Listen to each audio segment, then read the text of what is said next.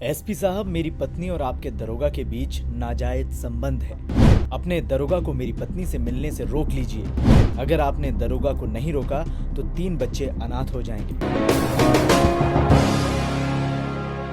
उत्तर प्रदेश का मैनपुरी जिला, जहां के एसपी दफ्तर में एक अधेड़ उम्र का शख्स अपने 3 मासूम बच्चों के साथ पहुंचता है और एसपी दफ्तर में अपनी फरियाद सुनाता है, जिसके बाद सब हैरान रह जाते हैं क्योंकि शख्स एसपी दफ्तर में अपनी पत्नी और मैनपुरी में तैनात दरोगा के बीच चल रहे अवैध संबंध की कहानी बयां कर रहा था। साथ ही ये गुहार लगा रहा था कि एसपी साहब अगर अपने दरोगा को कंट्रोल कर लें तो उसका परिवार बच जाएगा।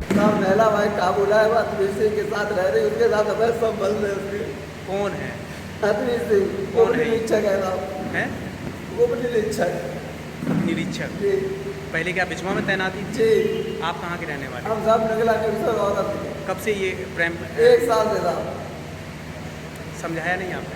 समझाया था, अतमीत सिंह को भी समझाया, इनको भी समझाया। हमने इज्जत की भीख मांगी लेकिन उन्होंने माना नहीं। हम सब सलमान कह रहे थे, हमारे बच्चे भूखे मरे जा रहे। दरअसल ये पूरा मामला मैनपुरी जिले के एसपी ऑफिस का है, जहां बिचवा थाना के नगला गांव निवासी देवेंद्र पाठक ने एसपी को शिकायत पत्र लिखते हुए बताया कि उनकी पत्नी और शहर कोतवाली इलाके ओछा रोड चौकी पर तैनात दरोगा अतिवीर सिंह के बीच नाजायज रिश्ता है। दोनों 1 साल से रंगरेलियां मना रहे हैं और जब वो दोनों को समझाता है तो उसे जान की धमकी देकर चुप करा दिया जाता है। ऐसे में वो अपने 3 मासूम बच्चों के साथ एसपी दफ्तर पहुंचा और एसपी से अपनी पत्नी और दरोगा की कॉल डिटेल निकलवाकर उनके संबंध के बारे में पता करने की मांग की और साथ ही दरोगा को पत्नी से दूर रखने की भी मांग की। हालांकि जब इस मामले पर फरियादी की पत्नी से बात की गई तो उसने बताया कि उसके पति उसके ऊपर गलत आरोप लगा रहे हैं। उसके पति ब्लड कैंसर के मरीज हैं। डॉक्टर ने उन्हें शारीरिक संबंध बनाने से रोका है, फिर भी वो जबरन उसके साथ शारीरिक संबंध बनाते हैं, जिसके चलते उसकी तबीयत खराब हो जाती है। ऐसे में वो पति से शारीरिक संबंध नहीं बनाना चाहती, लेकिन ऐसा ना करने पर उसका पति उसे पीटता है और दूसरों के साथ अवैध संबंध रखने का आरोप भी लगाता है। फरियादी की पत्नी ने दरोगा के बारे में बताया कि वो उसके जीजा का दोस्त है। जीजा ने उसका परिचय कराया था। वो घी वगैरह लेने घर आते हैं, लेकिन उस समय पूरा परिवार साथ रहता है। ऐसे में उसके पति उस पर फर्जी आरोप लगा रहे हैं। कोई संबंध नहीं है हमारे, अगर ये हमें मारपीट करते हैं और ये ब्लड कैंसर से हैं, एक्सरसाइज करते हैं हमारे साथ में जबरदस्ती। अगर ये एक्स करते हैं हमसे तो हम बीमार पड़ जाते हैं, 2-3 दिन तो हम बीमार रहते हैं। अगर हम उससे करते भी बात करें तब भी से करते हैं कि दरोगा से बात कर रही हो, मारपीट कर रहे हैं, आप भी कर रहे हैं।